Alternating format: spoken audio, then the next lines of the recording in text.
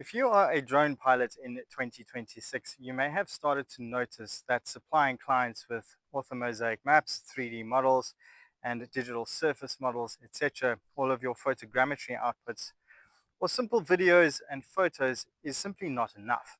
For example, on this construction site of luxury housing, there are a number of questions that need to be answered by a number of different parties.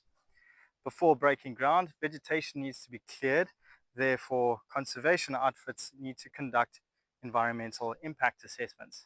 And therefore, they need to understand what is going on with the vegetation and ensure that whoever's contracted to do the build clears the vegetation in the manner that is required by policy.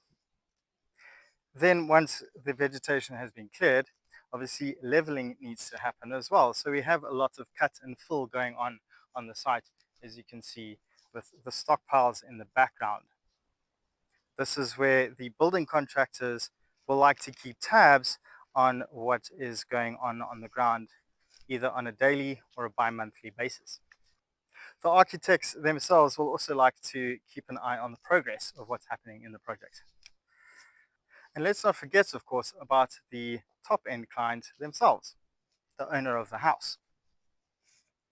They may not necessarily live in the area where the house is being built and would therefore appreciate updates on how the build is going, either bi-monthly or bi-weekly. That's where 3D modeling and drones really come into play. But the most important thing is being able to answer questions. Simply providing raw outputs doesn't really help anybody. And that's where GIS comes into play.